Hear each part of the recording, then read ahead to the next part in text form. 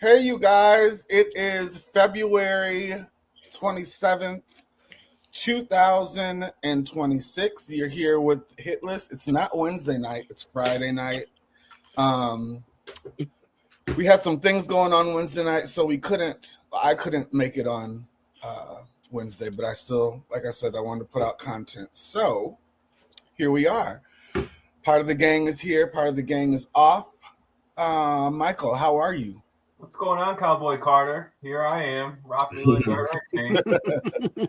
How have you been since last time we've seen you? Too busy, but otherwise good. Had some dentistry done this week. Let me just say, one of the worst things about being me is that numbing stuff, it doesn't work right. So anytime I'm getting work done, I can feel everything. Not enjoyable. Do you have like a high tolerance? Yes. Oh, okay. Yeah. Well, do you feel better now? Do they give you good drugs? What's the tea? I've just been treating it with ibuprofen and booze, so that's working just fine. I mean, clock it. Stomach tone up. It. Natasha, how are you? I'm great this way. It's Friday. It felt like it was Friday by Monday. It's been a hell of a week. It's been a lot. It's just been a whole lot of week. So, needless to say, I'm so happy that's Friday, even though I got work to do this weekend. I'm glad that we made it. We made it. We made it. Well, let this next hour or so be a little break for you to get away from all of that. Oh, it is. It is. Miss Dina, so I'm kind of mad at you because I had to see down to the Facebook that you were singing somewhere this week. Y'all sounded good too. There was a group of you guys. Oh no, that wasn't this week, child. That was 3 years ago. Oh, well, y'all sounded good. You said where I'm there. That was down 3 years memory ago. lane. Y'all was doing your 3 good years singing. ago. Yep. I mean, I do stay a little booked, but that was that was 3 years ago. We were reminiscing. Got you. How are you feeling? I am good. This week has been a week. I had to cater for 300 on Wednesday. Yeah. You better get your money, girl. And I will. You better get I'm your not money. leaving no money on the floor. Okay. Yeah, that was something. My hands still hurt from that. Literally, they still hurt. But God is good. I made it through. And got some coins at the same time. And did.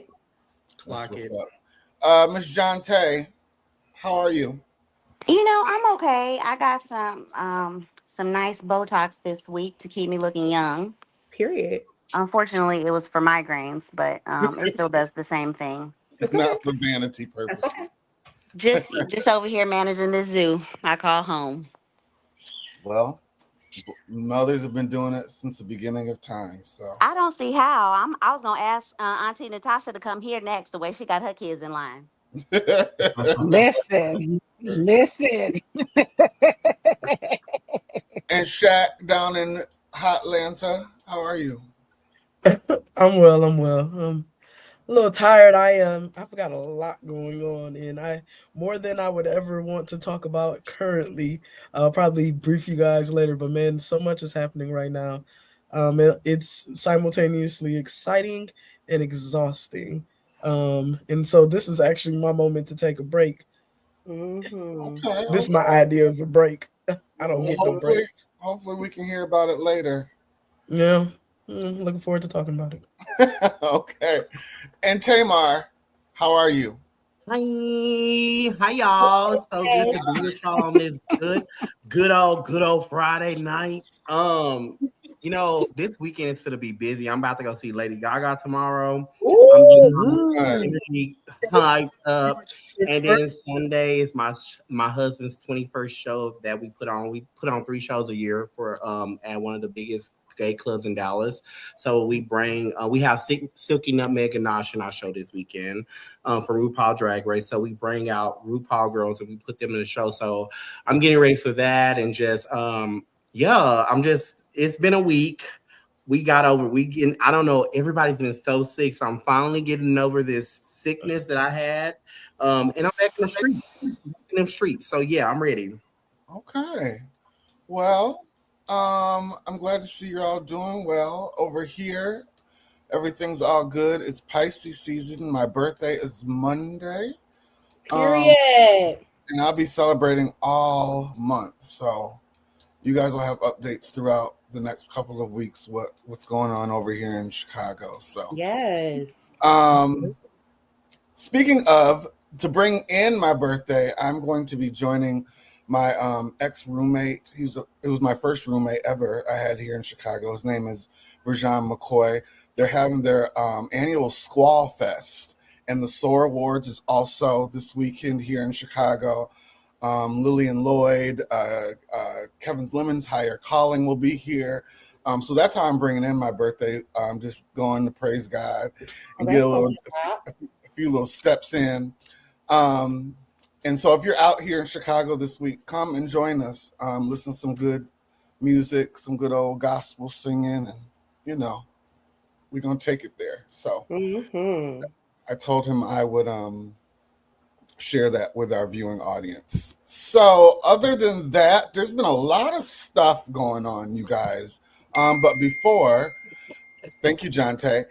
Copyright disclaimer: under Section 107 of the Copyright Act of 1976, allowance is made for fair use for purposes such as criticism, commenting, news reporting, and teaching.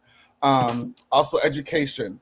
Where I'm going to be flashing this a few times tonight because we have a lot of video clips and a lot of allegedlys going on. So you'll see this more than once tonight. The Met Ball theme was announced this week. The 2026 Met Gala dress code is Fashion is Art.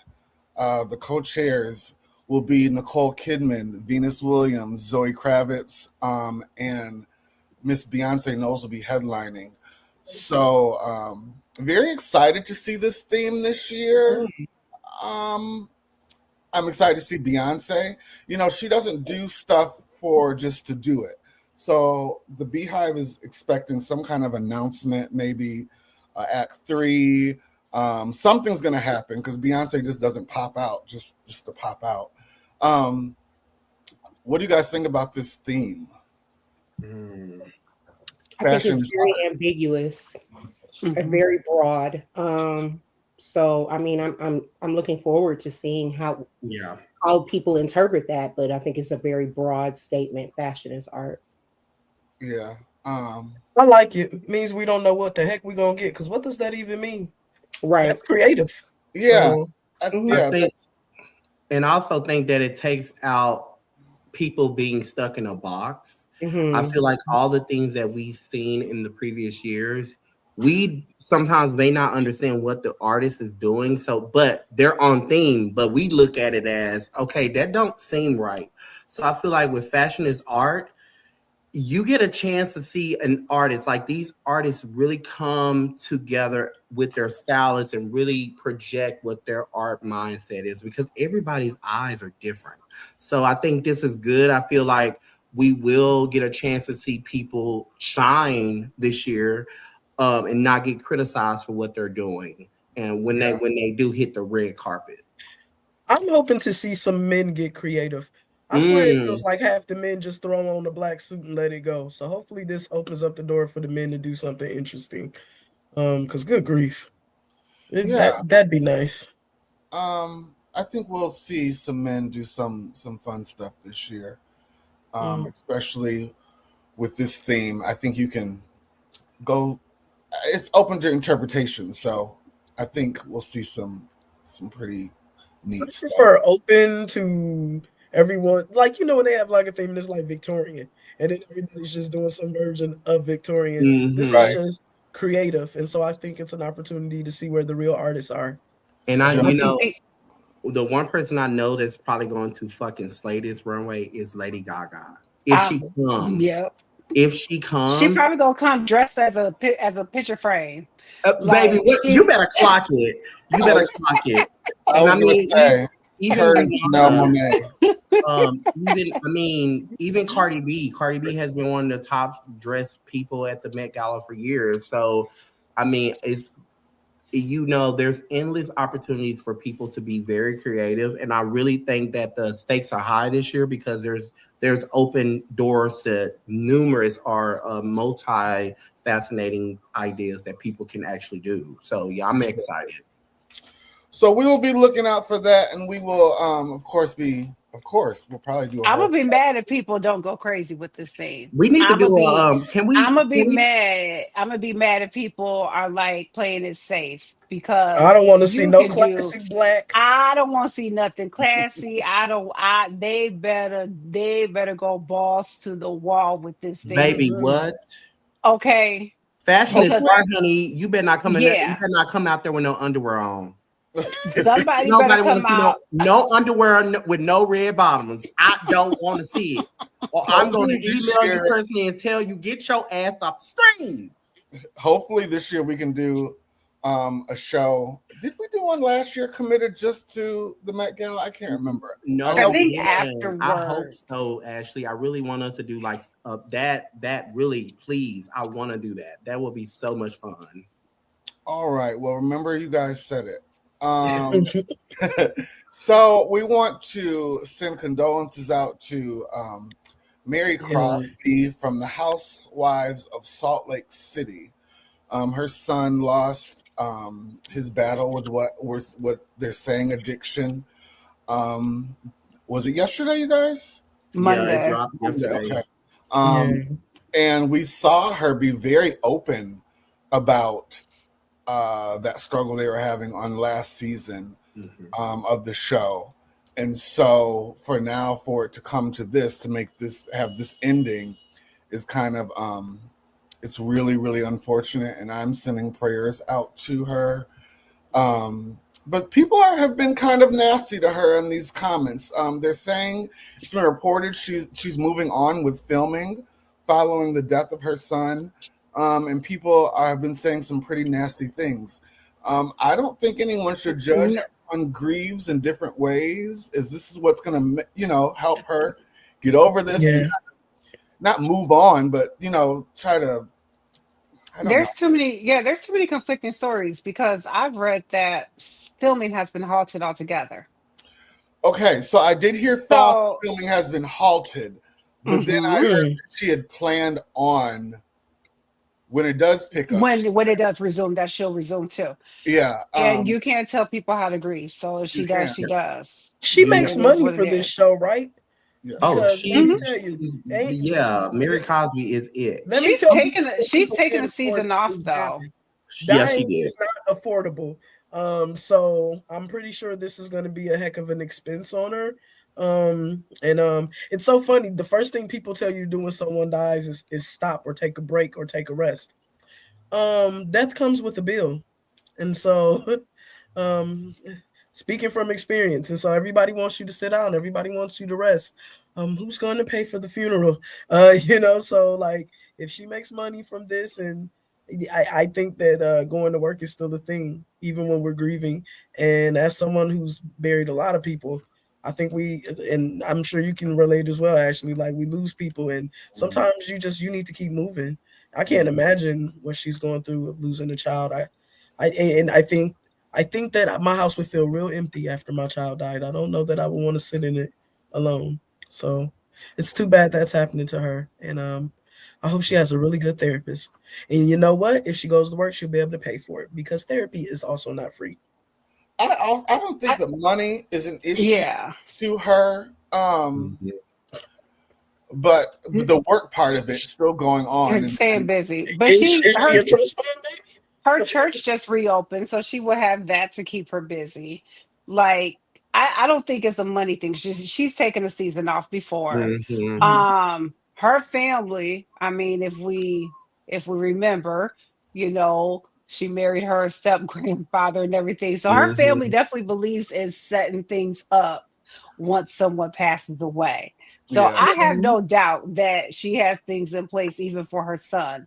So I mean, at this point, it's anybody's guess what happens. He Will was only so, time will so tell. young. I'm He gonna 20. come was from, young. He was only 23. Yeah. yeah, and But I'm We gonna could come get out from, of the conversation, y'all, with death. I wish that people would get out of the conversation of talking about what people are doing when they mm-hmm. lose people. mhm. Grief is weird. Some people handle it fabulously, some people handle it disastrously. Like I think it is really icky when people have thoughts and opinions on how somebody is handling grief. I think that's one of the times when you just need to say, I'm gonna pray for you, and you keep it moving and you mind your business. You just don't know what people are going through, man. Humans Yeah. are awful. Do you guys think that she regrets showing that side, that struggle now? No. No. You don't think so? Mm-mm. I Mm-mm. They think Because talk about it either way. coming a from lot of like people have sympathy. coming from being I'm in recovery, and I can tell you, when you have a mother that sees their child deal with addiction, my mom had to like, hey, I'm done. Because the thing is, you can, like, a person that deals with addiction, and I want to say I commend her bringing this to the forefront, because a lot of Black families don't talk about this in public. Mm-hmm. So with that being said, it showed that she had things going on in her life that people in life can relate to. And unfortunately, she had to lose her son to this disease. I think that she needs, like, as somebody that do know people that have experienced losing their kids to addiction, I think it is a very good thing for her to speak about it, because it can help somebody, and her healing could be helping saving somebody else's family. So it's like, what do you expect somebody to do about their child dying? Like, they got to keep moving forward. And it's so sad that people are judging her, because what if that was you? Yeah. So I think it's a good thing that she did talk about it.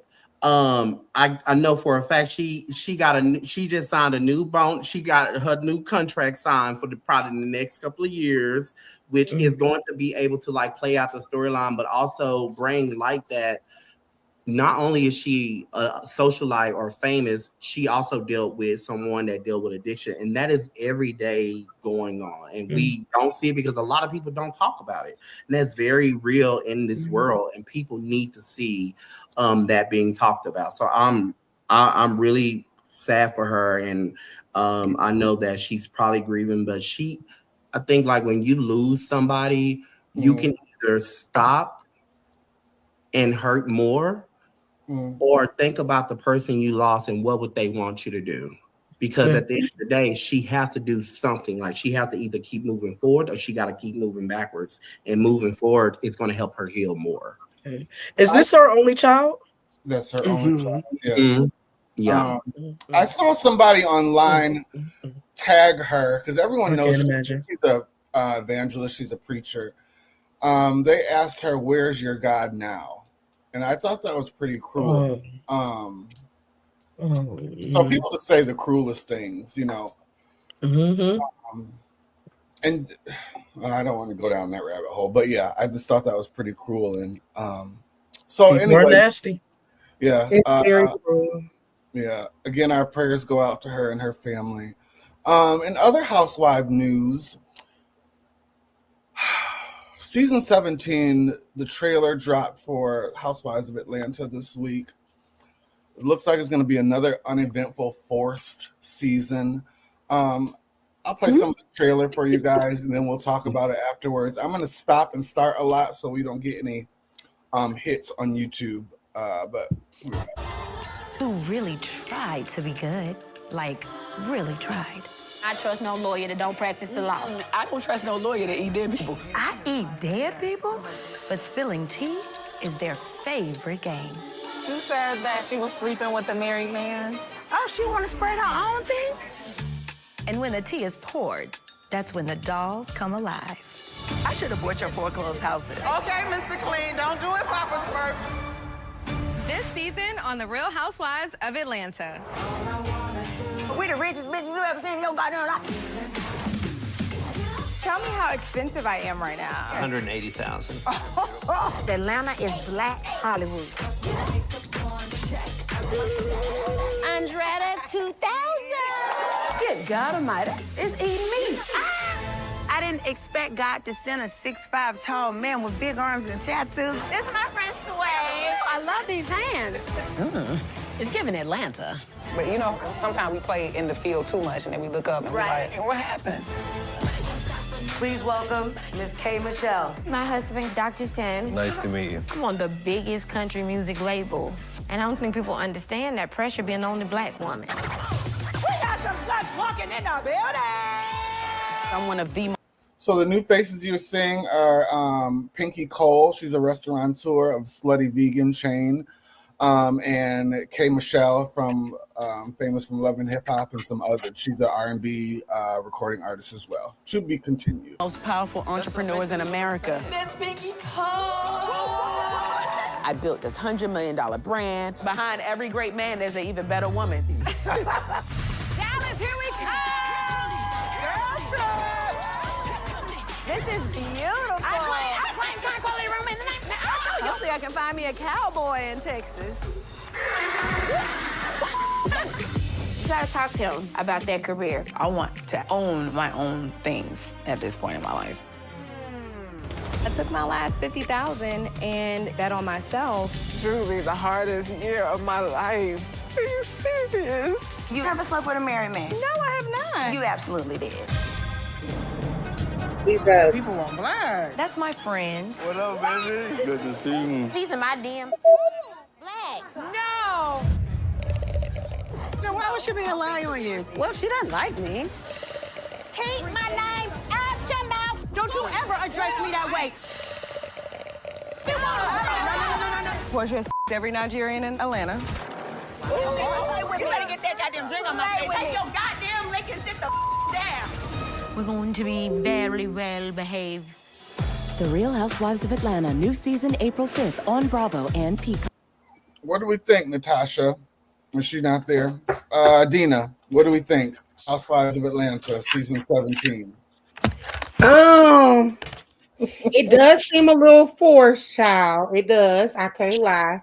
It does seem a little forced. And it's so veering away from where Housewives really, even though it was, there was tea being spilled, it was still kind of an elevated series. Like it was, Black excellence, Black class. And now it's just like, we going a little, Zeus network on it a little bit. And I'm really not here for that. Let Zeus do Zeus and y'all do y'all. So yeah, and I feel, go ahead. And, bless her heart, but I really feel no need for K. Michelle. What are you a housewife? It's a lot. It's just, I was going to ask Natasha what she thought about the addition of K. She's Michelle. an actual wife. She's a wife now. She is a wife now, but you've been a wife for about 2.5 seconds. And no, it's just not giving that for me. And maybe it's just me. But I'm, if we're referring to, like the Nenes and the Sherrays of it all, K. Michelle is very low on my totem pole of housewives. I could do without that.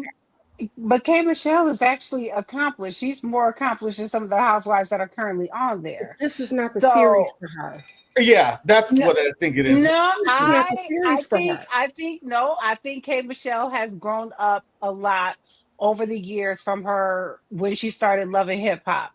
So I think that for some of the people they have brought on the show, like Britt Eady, if they could bring Britt Eady on there, They That can was definitely trash bring too. K Michelle on here. Okay, exactly my point. They can definitely give K Michelle a try and see how that works out. I don't know where y'all saying this is going to be a boring season. I think this one is going to actually be. I think this one will actually be pretty good. I mean, I think it's gonna be some good drama to watch, but I feel like it's forced drama. I feel like it's scripted drama. And back in the day, that wasn't scripted drama. That was like I can see that, but Portia Nene got locked out of the party, honey. She was really like locked out the party. And so it was good tea to watch because it was really happening in real time. This forced drama and this forced tea, like I'm good on that. It just seems to me that there once was a time when VH1 personalities stayed over there and Bravo personalities stayed over here. And now it seems to be just a free-for-all. They brought the Angel girl from Basketball Wives. I'm Married to Medicine. It's like Atlanta is basically the blueprint for Bravo to me. Like Atlanta put Bravo on, and I feel like they have just said, you know what, we just got to do something with them because they still need to be a part of this franchise. So it's just throw the ingredients there and there. Like, you know, when people make gumbo and they put the wrong shit up in the gumbo and you be like, why did they have this in here? Yeah. Baby, we don't want no damn salmon croquettes and no gumbo. That's what K Michelle is. She's a salmon croquette. Like, why is she in the gumbo? We need sausage, chicken, you know, beef, pork. I mean, yeah, K Michelle's I don't want a pork chop in my gumbo. Baby, well, I mean, you know, if I want some beans with some ground beef, I don't want to add no chicken. So, you know, like I just think like I feel like with Atlanta, what I'm seeing is they have brought on Mona Scott, probably. Her little formula, and they have actually like added her to like that what she did with what's that show, Love and Hip Hop, because it's giving very Love and Hip Hop. And I think they need to go back to the drawing board. Like y'all just need to go on and bring Nene and Kim's over here. We need these people to come back, just go on and give us something that's going to bring it to the forefront, because it's that preview. It seemed forced. It don't seem like you don't really know the storylines. Portia's dating these people, like it's just a lot. Right. I'm so sick of watching Portia be a whore and just. Speaking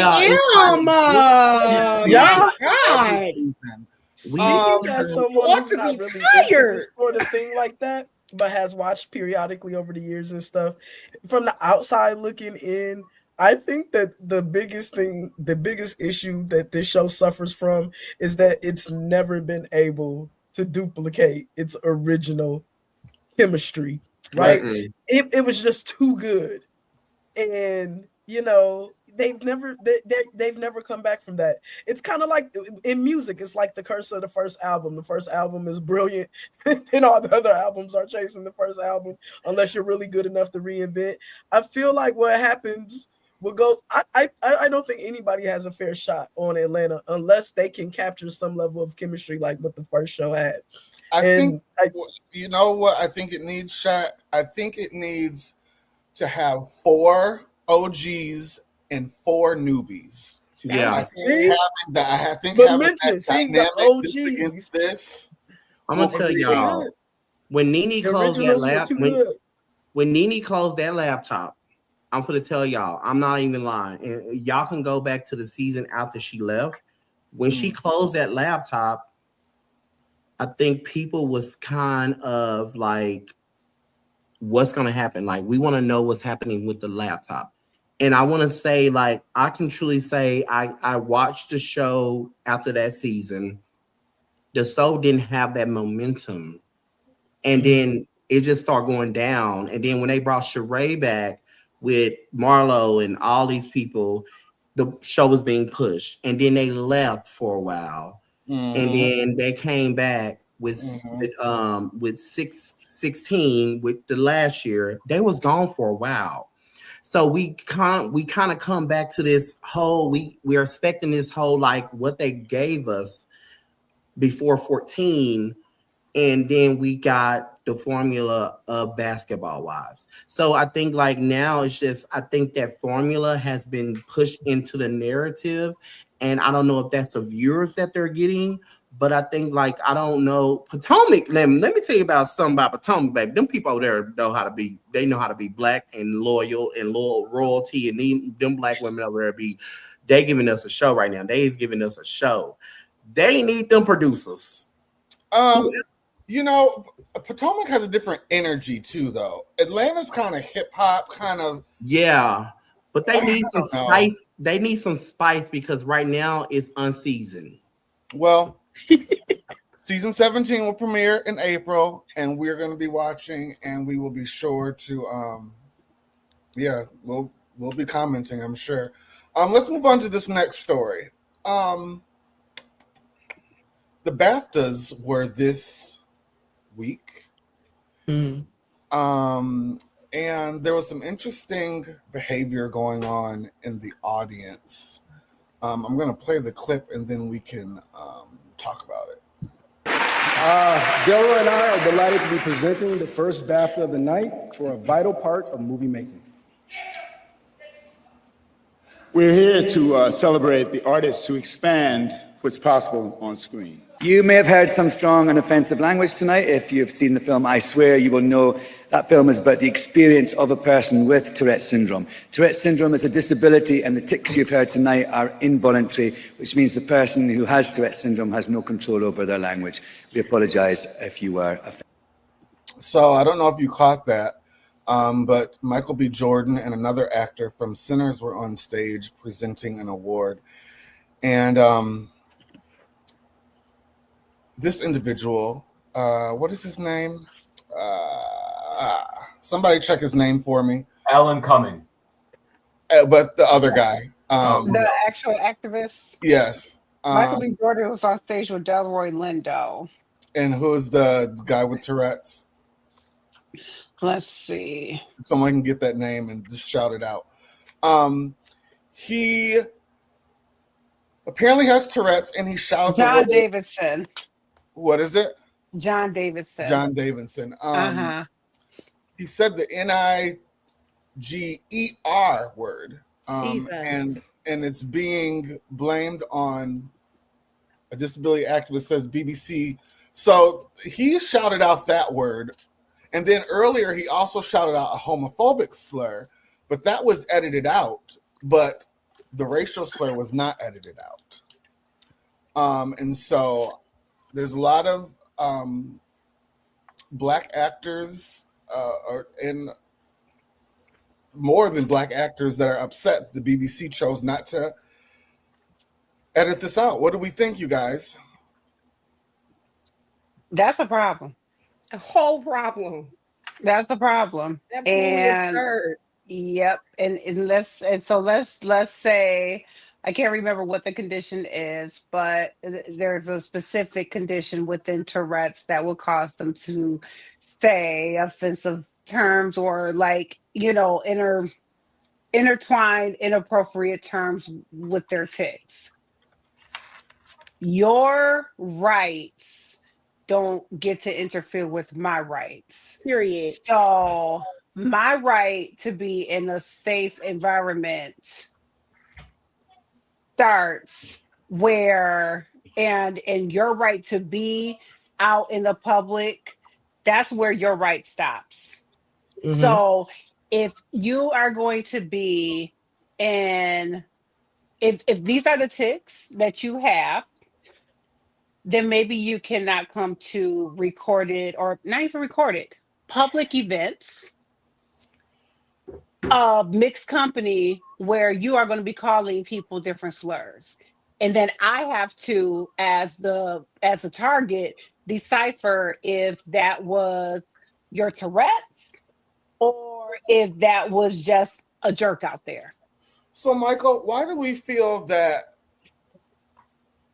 the homophobic slur was edited and the racial slur was not edited? I would chalk this up to like systemic or institutional racism. There really is no good explanation for it. And I thought it was also very curious that the host, Alan Cumming, got to say his little piece after the fact and, explain it all the way and then gave the worst apology. Like, I'm sorry if it offended you. That's like saying I'm sorry if you feel that way. It's not actually apologetic or remorseful at all. Probably a bad judgment call was made. My understanding is like this person was maybe closer to the front. So maybe a solution would have been, put him in the cheap seats. If there's the potential for something like this to happen, right, then it wouldn't be, heard by all, or, there are a lot of ways to work around situations like this. I just can't believe that the expectation is, because this person had a disability, we all need to look the other way. But then, when a similarly bigoted term towards homosexuals is said, that gets the grace of being completely blotted out. It's the world we live in. I have no good answer. John Davidson made a statement today, and he said, and I quote, "The BBC should have worked harder to prevent anything that I said, sitting me away," knowing that he had this problem, sitting me away from the microphones that would pick me up easily. Okay, so you can advocate for your condition and say, I don't need to be in the area by microphones. I'm not going to sit here. That's insane. So I You mean, know my better yet, how favorite about thing he I goes and heard? took some more risperidone? My Wait, favorite comment. what just what was said? I said, or better yet, he could have just took a little bit extra risperidone, which would have turned that down a little bit. Okay. You better say the medication. Clock it. Clock it, Jonte. If I might share my favorite comment, because this has been discussed ad nauseum, of course, by this time, and but my favorite comment that I've read of all, and I wish I could remember who said it, but it was, "Yes, we understand that tics happen and that you can say inappropriate things when you do, but Mr. Davidson was inappropriate all night, and at no point did he ever say words like cracker or any of those slurs, right? So his slurs were targeted, right? They were targeted slurs. And so, the what we assume, if you say something like, "Oh, I didn't mean to say that, that's not a word, that's not a part of my lexicon," then we assume that we can hear any slur from you. You may say any slur directed at any race or any different type of people, and that includes white folks, right? But somehow your slur was homophobic and then black. It was targeted. They were targeted slurs. And so that's the interesting part to me, is that if you really stop and think about it, what you said was hurtful and it was painful, and you targeted no one else with your uncontrollable disease. You can't stop it. You can't help it. He actually called another cast member, actress, the N-word earlier in the day. Yeah, so and they still let him continue. You can't stop yourself, but you're only talking about certain people. So, apologize. And I do not think yet this man has apologized. And not really. And it's infuriating. It's like, we get it. We all know what Tourette's is at this point. We understand. But let's not pretend like you seem to have selective. Your Tourette's is real selective. Very. Real selective. Have you ever called anybody a cracker? No? Huh. The thing with me is there's been a lot of slippage of this word recently. There was just another TV host whose show was canceled on another network. HGTV. Yeah, the lady who yelled it out while hammering. It slipped out of her mouth. And then stupidest context. I can't believe I said that. It's slipping out of his mouth. And then See if the referee talking to him got in his head. Lefty shoots and he bricks. See if the referee talking to him got in his head. Lefty shoots. Wow. And he bricks. Yeah. It's just been a lot of. Listen. I'm gonna go here. I'm about to be very, very controversial when I say this.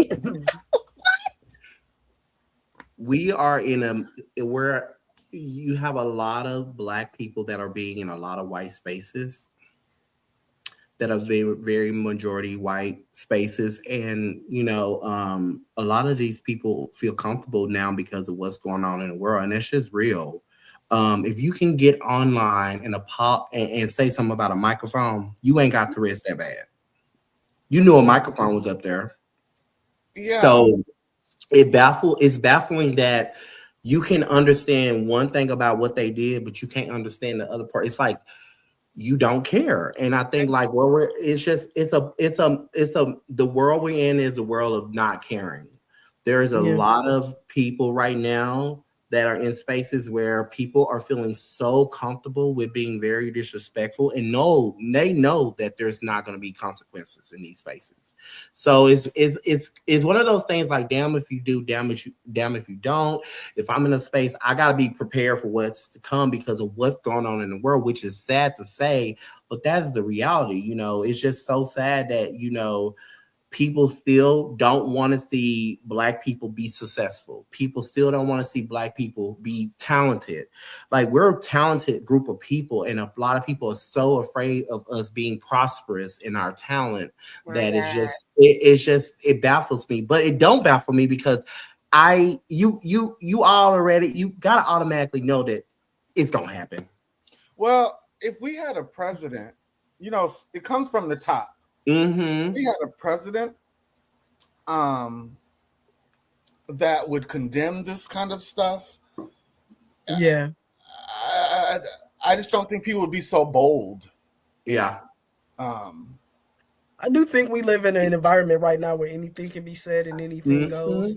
Oh yeah. And we are discovering that, you know, decorum has a place. We kind of miss. I remember I just shared a clip on my Instagram story not long ago, and it was like this old clip of like all the old Republicans, and one of the Republicans who played was Romney, and I remember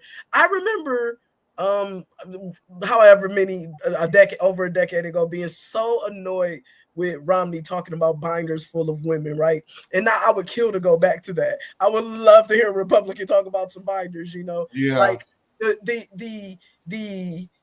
we've gone from this being offensive to, you know, we're accepting too much, we're allowing too much, and I think now it's getting overwhelming, right? We're going, hold on, there is a reason why people control themselves. There's a reason why you don't say everything that comes to your mouth.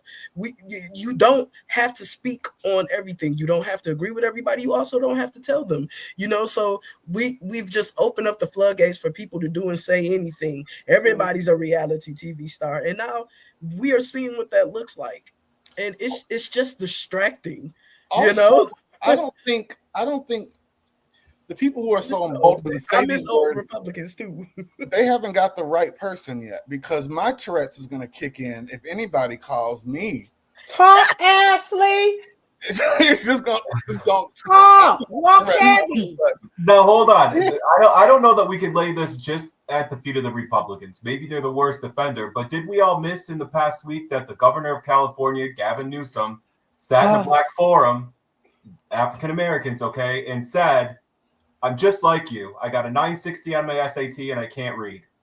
My God. Okay. Right? I mean, I'm paraphrasing, but that was the you said it. Everyone is guilty of this level of ignorance. It's not just one side or the other. I'm sorry that I have what has changed, but there is something in the water, I guess, because it is.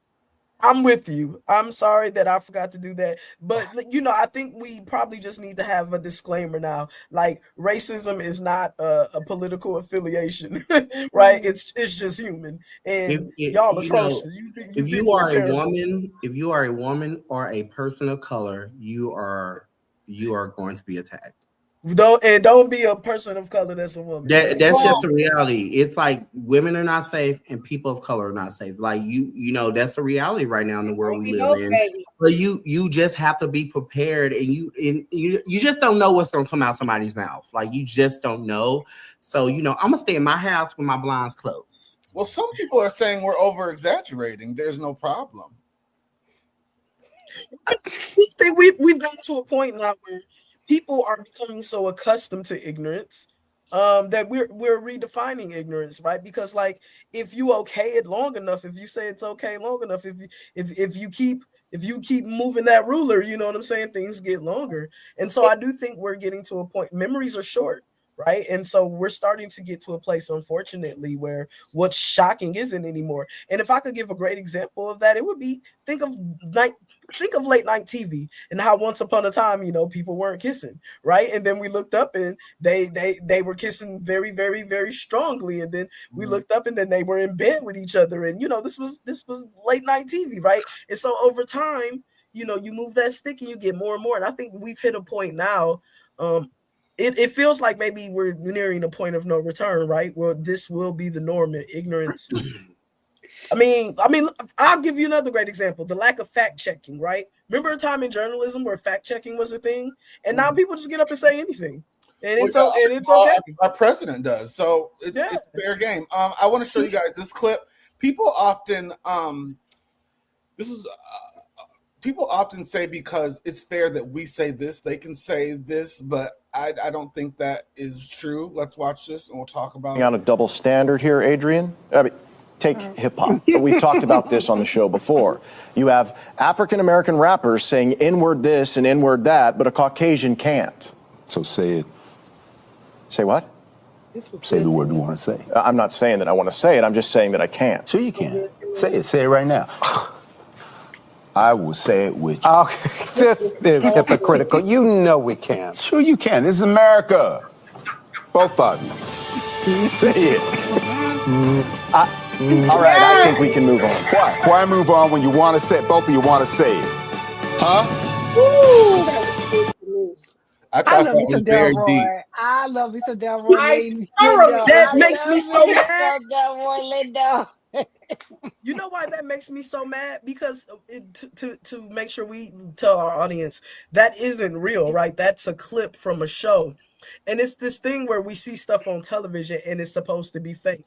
But now all the crazy stuff that we watch on TV shows feels real because it fits into where we are in the world. That's a news show. No, yeah, but it's like a clip. It's like But the reason why I played it is because people often say, "Well, you say it in people think it's real. Say it all day long." Well, we can say it. Just like if I wanted to call, like me and my gay boys, I can call them a bitch. Hey, bitch, what's up? But it's just our lingo. Every different groups marginalized groups have different lingo they use with each other. And I don't feel just because I don't want you to think because I use it, you can use it. No. I don't care how many black dicks you suck, how many black friends you have. You cannot say, don't call me nigga. It's just, no. We ain't that cool. A lot of Latin boys over here in Chicago use that word. And I'm always checking them like, why do you feel you can say that word? Well, because my boyfriend's black. Who cares? Yeah. No. I don't care. You know, we've got a new set of young people coming up, and all of this is normalized for them. Can you imagine what this world looks like in 20 years? I can't. Michael, I want to ask Michael how he feels. Okay, so let's say a song is playing. Do you ever feel, because I've heard some white people say, well, it's in the songs, it's the song lyrics, so I can say it. Is there any time that you ever think that is like off, like, it's, what am I trying to say? It's all fair. No, there is never a time. And if that word's in a song and you're doing karaoke, replace it with something else. I mean, this is not difficult math to figure out. I don't know why people have an issue with this. As you mentioned, Ashley, every marginalized group has their own lexicon, right? And it's a part of the identity, and it's a part of that kind of specific culture. And it is for that culture. Not everything is for everybody. You know what I mean? Like the stacks in my safe ain't for you. They're mine. I earned it. You know what I mean? If you want to use that word, you've earned the right to use that word. And there are words that I can use that I've earned the right, to use. This isn't difficult. Not everything is for everybody. Can't we all just let it go? Do you guys think it's a generational thing? No, you know what? I think it's an educational thing. I think it is a generational thing where good enough is the problem. But I think that slide entirely too long, and you ain't been popped upside your head and got that upper lip popped, and that's why you think it's okay to do it. And that Yeah. your upper lips. We've been too gentle. All up. I was about to say, And we that's got the too problem many right there. We got way too many Black people that let it slide, and I Let it think slide. even Too the long. younger generations, even more so, are even more okay with letting it slide. And And like, it's so Yeah. funny, and yeah, it's so funny how they like to say that we're being too sensitive. However, when Kanye went on the whole rant about Jewish people, they made sure that he shut the hell up. They shut it down. They shut him all the down way down. so fast. So who's the sensitive Down. one? Because he said some crazy stuff, but he also paid for it. So let's not sit here and keep saying that Black people are being too sensitive when y'all just as sensitive as we are with you, and you have every right to be. But don't keep calling us sensitive for the very word that y'all Didn't know. they just indict? Didn't I they just think- indict like 30 people for being disrespectful at the church because they putting their foot down about that sort of thing? Everybody is sensitive. Everybody gets to be sensitive, apparently, except us. I think, like Everybody. Shaq said, there's not enough education, especially with our young people. They don't know the fight, the blood, our ancestors, the fights they fought, the blood they shed for that word. I just don't think it's. I don't think it's taught enough. I don't have kids in school, so I don't know. You know, But I know. Go ahead, Ash. I know we learned it. I mean, we learned about it. You know, when I knew we had a problem, and I'll take this back to maybe I want to say about maybe 5-10 years ago when when those shirts first started getting popular on social media, the "I am not my ancestors" shirts. If I could think of something in popular culture, or at least social media culture, where we began to see that education had been eroded, it was that. Because I remember when those shirts dropped, and it was so bizarre to me that people thought it made sense. Because I was like, yeah, we're not our ancestors. They used to get hit with fire hoses, you know, like you know, our ancestors went through the fire.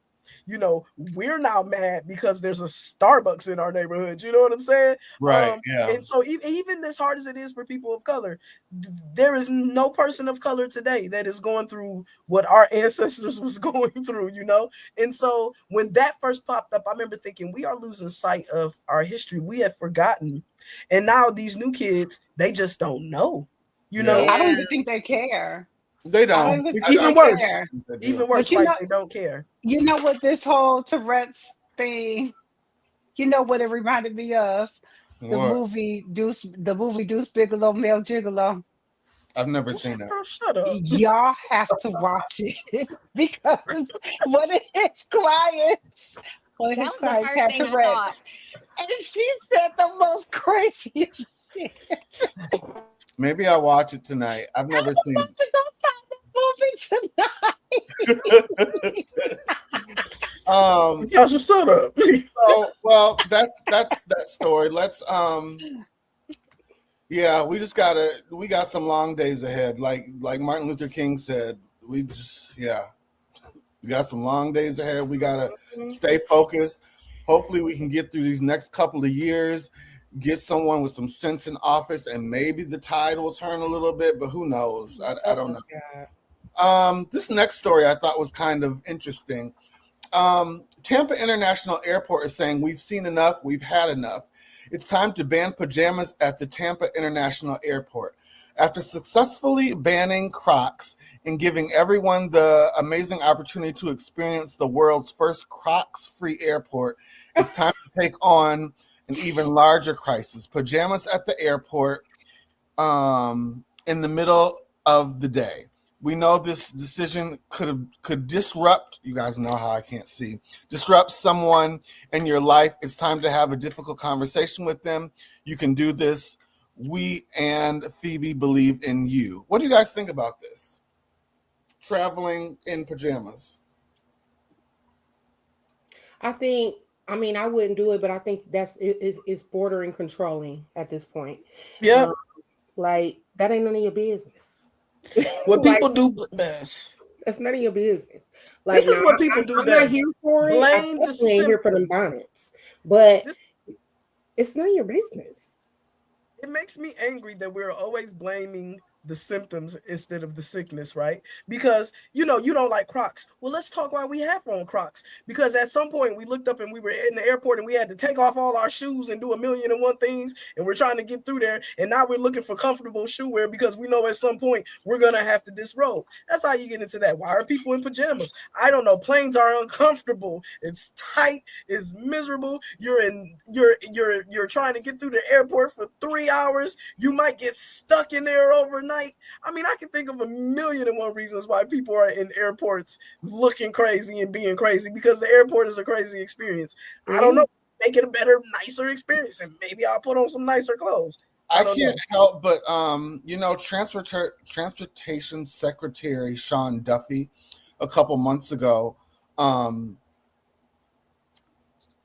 had said something about this. And I can't help but think Florida is a red state. I can't help but think that's connected. I might be going out on a limb saying that, but when he said it, it was very geared toward a certain demographic, if you know what I mean, because he was talking about the bonnets on the head and the Walmart pajama pants, and I don't know. I'm going to take the other side of this one. I agree. You agree? I dress nicely for flights. People should dress for a flight like they're going to court. Honestly, really? Yes. I don't care if you're comfortable. People are very unsanitary on planes these days. Like, I fly a lot. And they are. And they look, a lot of times unkempt, and just kind of sloppy and messy. And I think when people put in effort to appear a certain way, that does affect the way that they act. I mean, that's just a fact of life. Otherwise, why would you have to wear a suit to court or dress nicely for court? Or to church? There are situations as a society that we still say it's worth looking the part to do. I would not be averse if flying was one of it. I think pajamas in the airport, you would never catch me dead, okay? I could be ill. I could have cancer. I would look nice. I'm not averse to it. I just wish the airport was a better experience. Why they want me to look better. Michael, somebody who shares your sentiments. I heard Patti LaBelle say that once. She said you'll never see her. She dresses full beat, suit, heels in the airport. She said, you'll never catch me slipping. Wait, I thought she said she didn't like to fly. That's Aretha that didn't like to fly. Aretha didn't like to fly. Okay. She didn't play that. She was on the bus, baby. Yeah. Okay. What'd you say, Jonte? Did she say something? As a flight attendant, you will get fired if you come to the airport like that. Like, even if you're off. Sure will. Even if they see you in the airport as a flight attendant looking homeless or whatever you want to categorize it as, that will be the last day you enter the airport with a badge. Oh, wow. Okay. I'm okay with it. I don't like it. But again, my issue with this stems from the airport being a tragic experience, not necessarily because I disagree with making people put on clothes. I think I'm not losing sleep over places with dress codes.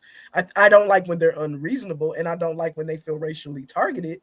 But I do understand people, because one person's idea of nighttime isn't another's. For some people, it's a nice pajama set. For some people, it's underwear. And so, how do you figure it out? Just tell everybody to get put on clothes. I can see both sides of the coin, but I still come back to, when you want to complain about why people are doing things, you also should be doing something about why people are doing things. Again, when you're complaining about our footwear, well, again, why do people need and I had to take my shoes and my socks off? Plane, though? Let's be real. Like, have you ever been on a flight and someone quite literally takes their shoes off and puts their bare feet in your space? Yes. Feet and all this. It's disgusting, right? Like, inappropriate. I get you want to be, whatever you're trying to be, but at the same time, it's like it's nasty. I don't know. Well, I've seen people take off Timberlands, so I don't think it matters what you give them. People are gross. People are just gross. We'll see where this goes. I'm anxious to see how they're going to enforce it. If other airports will follow suit. Natasha, your face. People nasty. Let's move on. Let's move on, you guys. This next two stories are kind of connected. The question is posed: should gig workers be background checked? This Next clip comes from a registered sex offender dropping off somebody's Uber Eats or DoorDash, and a 12-year-old boy answered the door, and you'll see what happens. Hey, man, how you doing, DoorDash? Good. Here you go. Thank you. You are beautiful. Are you taking? What? I'm saying you are beautiful. Are you taking?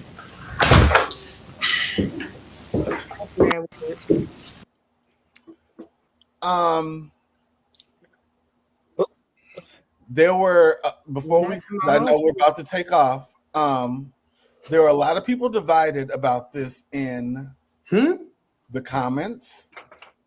Some people were saying you shouldn't have your child answering the door. Some people were saying, well, they make it so hard for people with a felony or convicted sex workers to convicted sex offenders to work a job. What else do they have? There were lots, so it wasn't just one type of comment. There were many. There's both sides of the coin. Before we go into that, I want to play you the next clip, and we'll talk about them both. Campos is not running from his past as he runs for office. I've been given the chance to rehabilitate through the courts and back into the system. Charged with being in possession of child sex abuse material back in 2018, the Fresno native says he pled no contest to a misdemeanor charge. Now launching his campaign to represent District 7 on the Fresno City Council. He says his focus is on safety. So I say, let's choose somebody outside the box, somebody who knows the system from inside out. Because I've experienced the laws that we are trying to reform right now. Fresno County Clerk and Registrar of Voters James Coos says state law does not prevent a registered sex offender from running for office. Once you leave prison, you're on probation, you actually are allowed in California to reapply and become a registered voter again, which would then make you eligible to be able to run as long as you are living in the proper jurisdiction.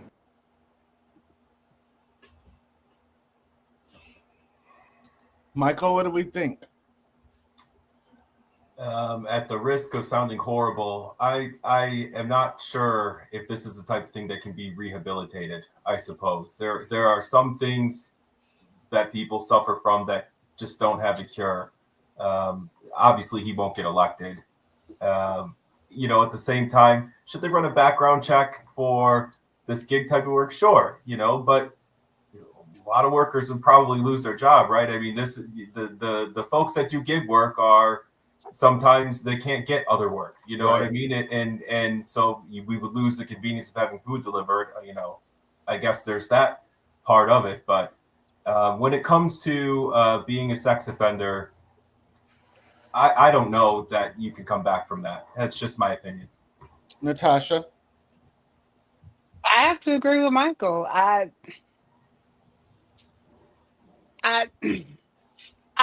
always thought, I know that they do some sort of loose background check because like I've done Uber Eats and stuff like that. Like they have a lot of your information. They have, of course, your driver's license and all that stuff. So there's something loose. But they definitely do need to tighten up on it because even if I answer my door, if a Uber driver saw my child in the background, now they know that I have a child in the home and they have my address. And so there's just a lot of things that come with that. And I don't, and I mean, now, I don't know who's a sex offender that comes to my door and drops some stuff off. I get stuff from Walmart and Amazon, but those are independent contractors. Walmart is, at least. For Amazon, they do have some independent contractor positions. So I get stuff delivered from them all the time. There were people in the comments also saying, well, these 12-year-olds look like 25-year-olds these days. How did he know? But he did not. He didn't have the voice of a 20-some-year-old. He had the voice of a little kid. Well, clearly we know in the comments who are predators. Right. If you're saying all this stuff, you got a predatory mind. And I mean, this is the thing. it is just baffling that people are defending this. Yeah. It is crazy that they're I cannot defending believe this. That That is I'm the crazy. devil's advocate tonight. I am the devil's advocate tonight because I happen to agree with a lot of the comments, unfortunately. Sometimes children do look older, and sometimes you do need them to do something like speak. I've seen it before. I hate it, but I've seen it. I was a very developed looking child. So until I opened my mouth, I think I probably did appear to be grown. I was very heavy and so forth. And so I think the biggest problem we have here again, and I just said something about that, and I'm going to say it again. We treat symptoms instead of the disease, right? So we live in a world now without boundaries, right? You know, there was a time when you were at work where you knew you weren't supposed to make overtures. You know, now you can do whatever you want. You know, you can deliver something, and as you're dropping it off, instead of dropping it off and being professional and getting in your car and going, you can stop and decide you want to holler at somebody. You know, when you deliver something for me, leave my customers alone. Give them their product and leave, you know. But we now live in a world where people can just do whatever they want. And so now things that once upon a time wouldn't have got you caught up because you just wouldn't have done it can get you caught up. But here's the thing. What do we do with these undesirables? Well, when they get away, when they do heinous acts, we send them to jail for like 5 years, and then they're back amongst us, and now we hate them and we don't want them around. But guess what? They have to live, they have to eat, they have to pay bills just like everybody else. They need work. And they serve their time. Some would argue. And they serve their time. So, you know, what I said, right? Treating the symptoms instead of disease. Maybe we should have just killed them from the jump. We don't want to kill people. Well, then what are we going to do with them? Because they have to live amongst us. We have a bigger problem, right? I keep hearing this conversation over and over again about these people, and they shouldn't be doing this, and they shouldn't be doing this. Well, what are they going to do? Do they live in the same economy as us? Jobs, though. There are plenty of jobs that aren't public facing where you don't interact with folks. Like work third shift in the grocery store, stock the shelves or something. You know, like you shouldn't be, if you're a registered sex, I mean, for real, do you think you can be rehabilitated? Right? No, I do not. Right. I'm not arguing rehabilitation. I am arguing existence.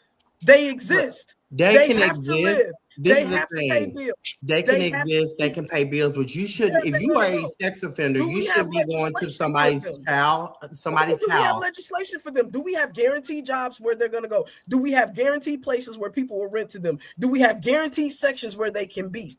I'm not arguing for any of this. If it was up to me, we would skin them all, but we don't do that. These people live. They exist. And they have to eat and drink and live and be somewhere just like everybody else. And we have not put anything into place for undesirables. We just don't do it. You know somebody who maybe isn't an undesirable but has a felon? Do you know any fellas and how hard it is for them? They need to pay their bills. They need to work. They need to pay me my rent. You know, like we're living in a world where we don't handle these problems, and then we get mad about them, and it's frustrating, right? And I'm not arguing for any of this shit. As a person who has been victimized in every way possible, it's infuriating. But the truth of the matter is, sex offenders got to eat too. They got to pay their bills too. They need somewhere to live too. And so until we as a society band together and create a system for these people and or kill them off, we're always going to be in this problem. And it sucks. Life is complicated. All right. Let's move on. Fashion files time. We had to get out of that conversation because it was right because it's the dead. Baby, what? It was gonna get real. It's gonna get grimy. Fashion is art, bitch. So sex offenders in y'all neighborhoods, y'all gonna be horrified. Baby, what? I got the little download app on my phone. So this week is Milan Fashion Week. We're at the tail end of New York Fashion Week last week. So there's a lot of looks we didn't get to last week, and new looks this week. So the first look we have, who is this? Alandria. She's in Robert Wan. Michael, yay or nay? I love the color, but this looks a little costumey to me. Probably a nay. Okay. Natasha, yay or nay? Oh,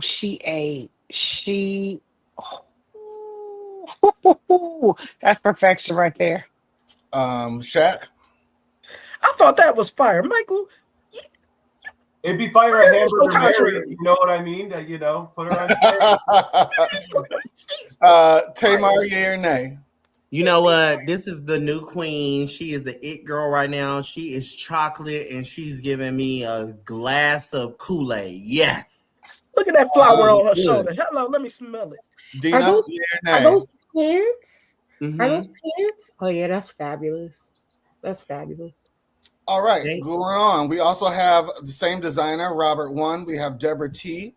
She's in Robert One as well. Michael, yay or nay? Pass. You said no? I said pass. Okay. Tamar, yay or nay?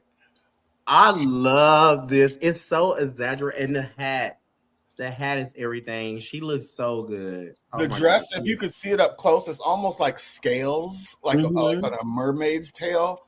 Yeah. It's made very well. Dina, yay or nay? I love it. It looks like church. Natasha? Because Karen Clark, she are gonna have Period. this on next week. She is. But no, I love this too. Like this designer definitely needs to have some of their designs on the Met Gala. Oh, yeah, most definitely. And he probably will. Shaq, yay or nay? I actually don't like this one. Looks like a penguin or something, a white dirty penguin or something. I don't like this one. But A dirty the first one penguin. was fire. That's Looks crazy. like a bird. Dirty Penguin is sick. Crazy work. Moving on. We have Chloe Bailey and Christian Cowan. Michael, yay or nay? I like to say yes. Yay. Okay. Tamar? Yes, I like it. Dina? Yes. Natasha? It's okay. The exaggerated hip is just throwing me a little bit because she already got body. He does that, and you're about to see some more of his. Okay. So Yeah. I guess maybe her body type wouldn't be the best because she already got it. And so it just looks totally weird. Okay. Shaq, yay or nay? Yeah, that's a good looking young lady, but she look too young for me to like to look at her, so I always just feel weird. She look nice though. You know? Okay. We have model Sydney. She's also in Christian Cowan. He has there's that exaggerated hip. And this is the back. I really love the way this was. Ooh. The back was fabulous to me. That's nice. That's very hard to do. That's not easy. Michael, yay or nay? It's giving Halston. I like it. Yay. Oh, it is giving a little Halston. Yeah. Tamar, yay or nay? Pass. I don't like her. All right. Dina? That's fabulous. I don't like her either, but she looks amazing. That's beautiful. Yeah. All right. Ash, did the dress give her that body, or is that her body? Is I what? was about to say. Yeah, That's her what is body. it? That's I her can't body. hear you. Yeah, she asked if the dress gave her that body or is that her body? Because the hip doesn't look. The Well- hips and waist don't look accentuated here. She's corseted, yes. Okay. But Okay. up top and everything, that's all her. Okay, because Chloe Bailey's, it looked like it was cushioned. Interesting. And maybe I that's like just this me. dress. I think it's nice. She looks good. And I don't like her either, but she look good now. Moving on, we have Danny Boy. He's in Ilias Matzo. Michael, yay or nay? This is doing too Oh, much. what the hell is that? Nay, nay, nay. Okay. Tamar, yay or nay? Baby, let me tell y'all something. That is a good. I know Michael's a man's man. That's a good Sunday at Gay Pride, honey. Yes, I'm gonna give it a yes because, honey, guess what? He's ready for Gay Pride 2.26. Yes. All right. Dina, yay or nay? It's a nay for me. Natasha?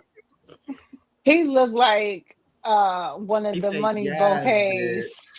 One of the money bouquets that all the girls are doing now for birthdays and stuff. He Okay. The damn mess. the rolled up ones and the You are such a mess. Shaq, yay or nay? He look a damn mess. No. Okay.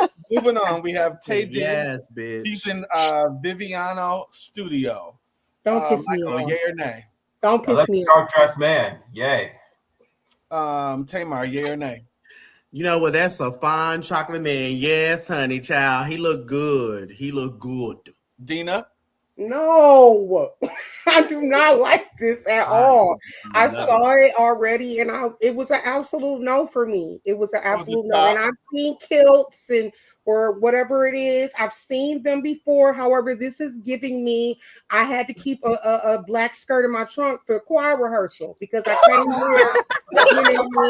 I can't wear pants for choir rehearsal, so I had to keep me a good old black skirt. Is them culottes? That's no, it's like culottes. Gauchos is what it's called. Oh my God, Dina, I don't like it the way you did it. I don't like it. Oh shoot! I like the top, but now that Dina just Dina don't check on the bottoms, y'all know they look horrible. I'm gonna give it to him for the top though. He looked good from the waist up. Okay, Shaq. I am not coming back from anything Dina said. I'm just gonna pass. Okay. Now we have Monica and Sergio Hudson. Yes. Michael, yay or nay? That looks expensive. Yay. Tamar?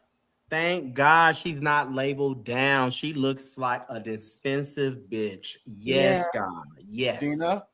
I was gonna say the same thing because I just don't want to see no big GGs and Fs all over your body because she loves to wear the labels. Yeah. But this looks so good, and the slight color contrast in the tie, 8. Natasha? I love it. I love it. Shaq? Am I using the right word here? The tailoring on that. Was that Sergio Hudson is impeccable on it tailoring. Is. That's what he does. He tailors. It's just immaculate. Love it. Now you guys might hate me now because I have Monica again, but she's in Marc Jacobs. Michael, yay or nay? I love this one too. Yay. All right, Tamar. I love it because I don't know who it is. It's giving what is it? Nanny from the 90s. Is everything. Oh yeah. Love it. It's everything. Thank you, Monica, for slaying the girls. Dina. You know, I like it, but her feet look like canoes. Okay. Those are those Balenciaga boots, and they're exaggerated. Those boots are big. That make her feet look huge. Yeah. Natasha, yay or nay? I like it. Yay. Shaq. Yeah, I love it. Monica she's always been a fashion girl, but she's been at all the fashion weeks lately. I don't know what's going on with her, but she's been trying to step her game up a little bit. So I like it too. Moving on, we have Nene Leakes and Vintage Halston. Michael, yay or nay? I love it. Yay. Tamar. Yes, mother. I love it. Yes, it's giving mahogany. Yeah, most definitely 1978. Dina. I thought we had seen this look from Nene before, but I do love the whole Mumu-esque idea. I just feel like I should not see the nips of a woman of a certain age, but okay, she looks fabulous though. Natasha, I like it.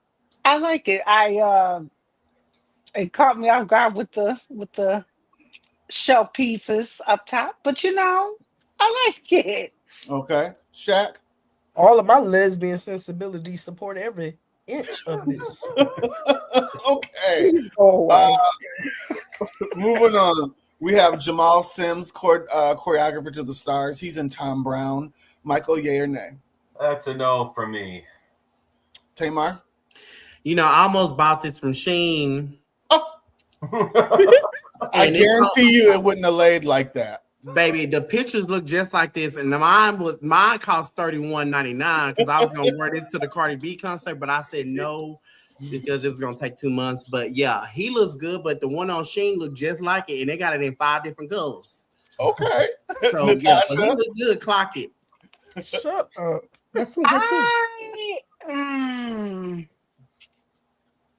Let me just go ahead and tap out now. Dina? No. You don't like the skirts on men. I mean, like if you're gonna do a skirt as a man, then just go ahead and give me full-fledged, fabulosity. But this like extremely manly man in a skirt, I know. No. He said, I want to see I like it. No.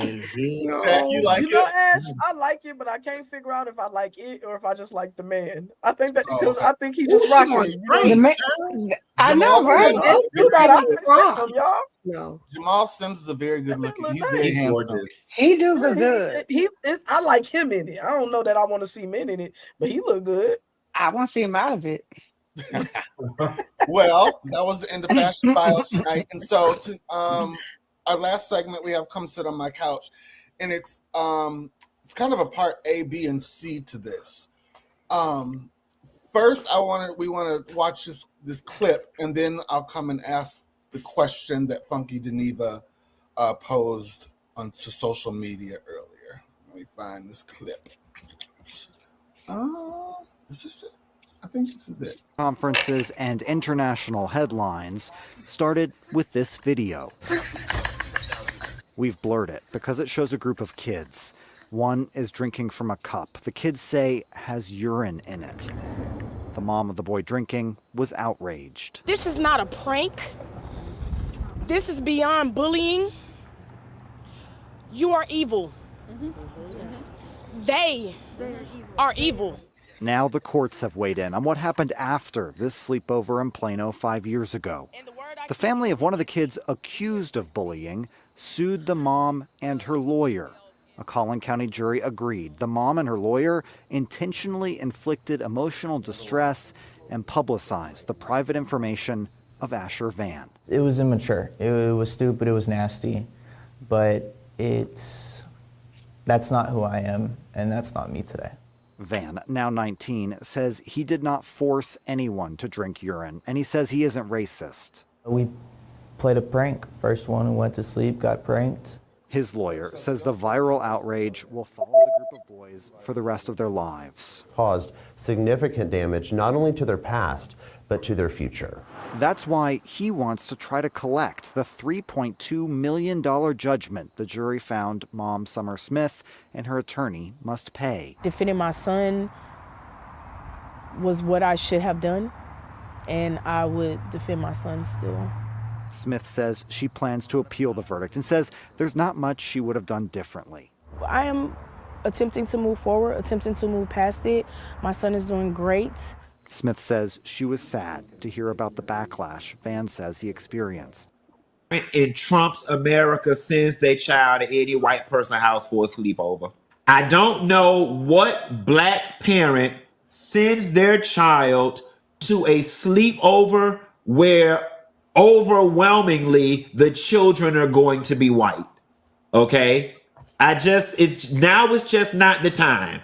Now it's just not the time. It's not the time. I don't care if they're on the same lacrosse team.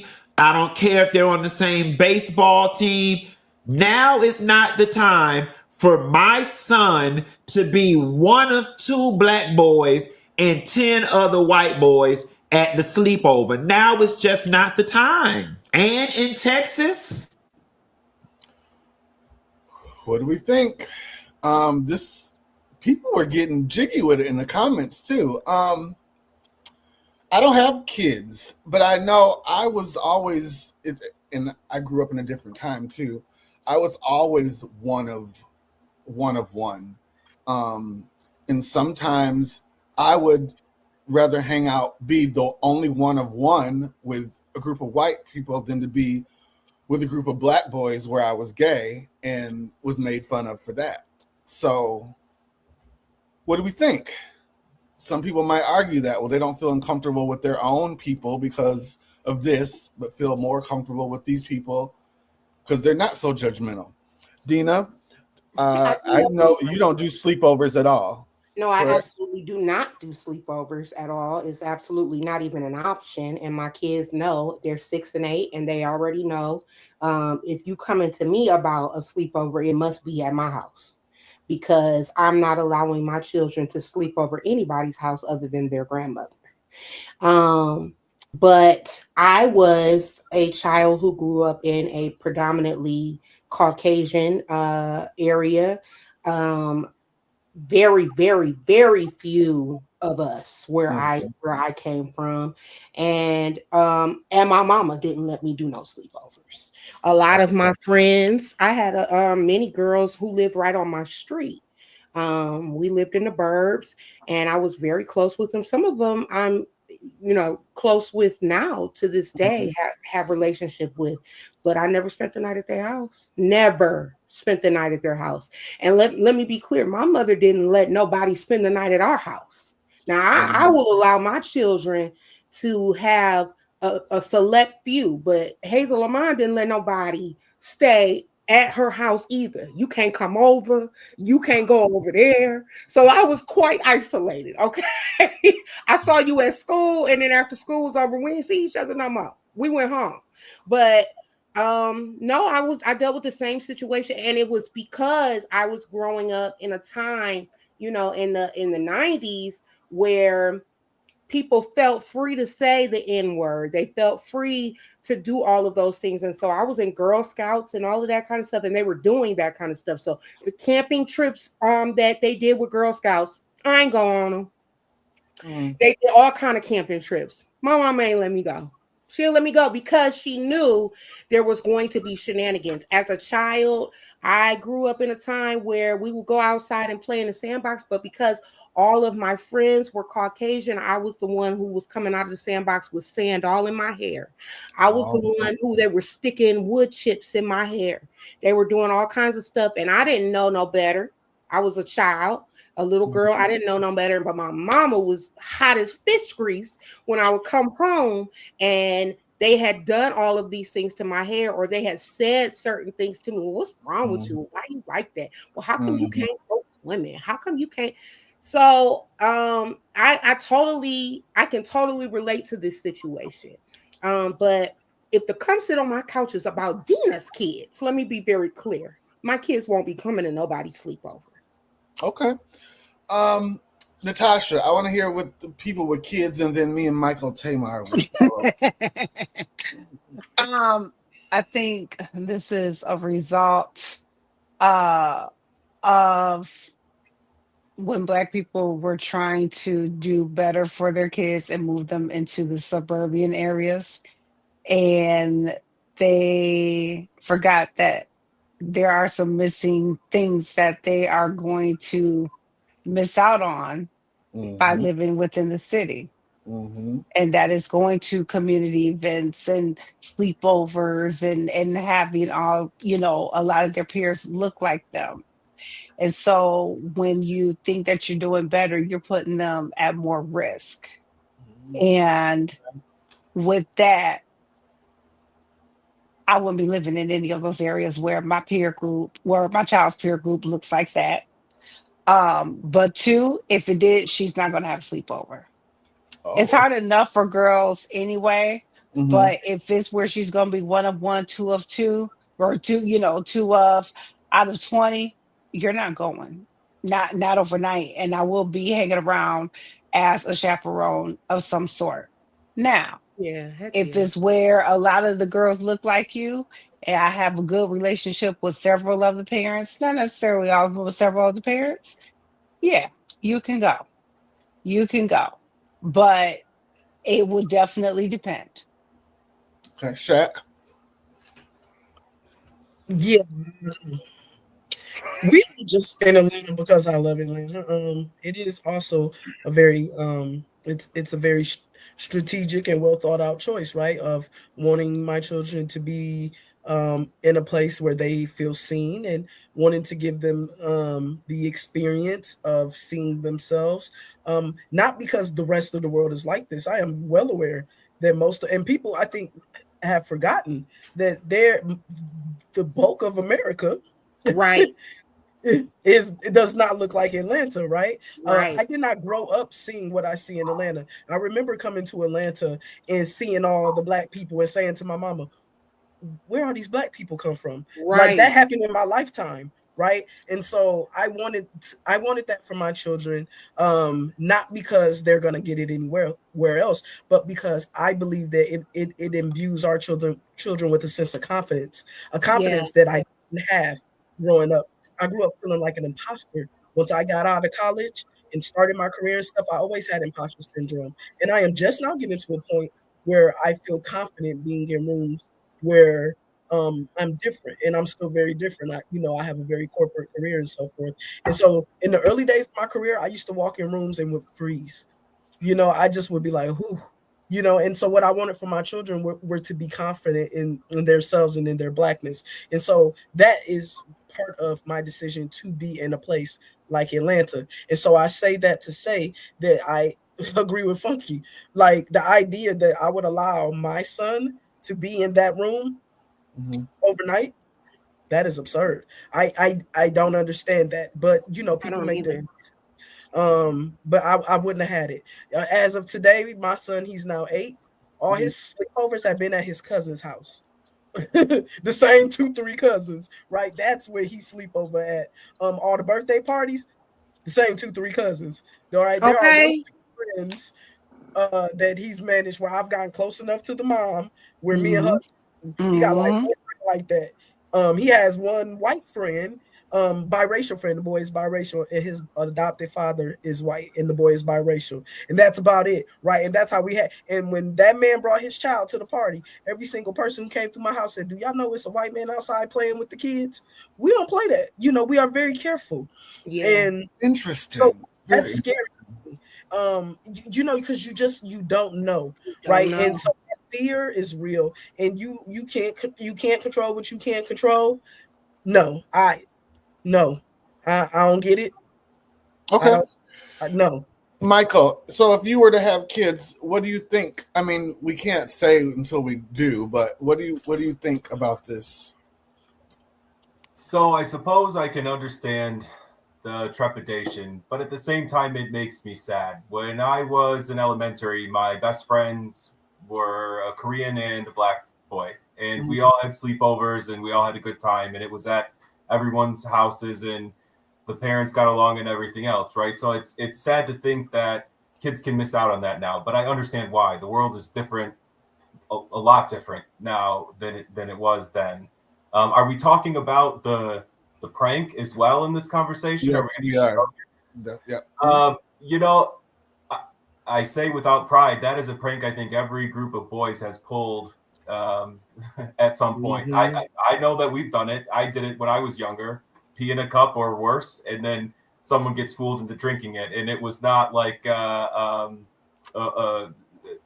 someone was singled out. My cousins did it too, Michael. See, but they did it with their cousins. I've never heard of that before. I chalk it up to boys my and cousins boys. definitely I did. really honestly do. I hate to say it. I lived I'm it. appalled.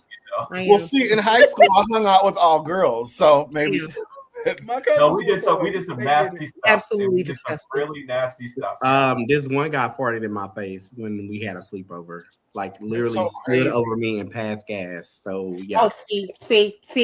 But we No. were kids. So we knew I'm our sorry, boys my were kids- safe boy spaces because boys No. are gross. Yeah, No. boys are gross. Boys kiss in safe spaces too. Like they do a lot of shit in safe spaces.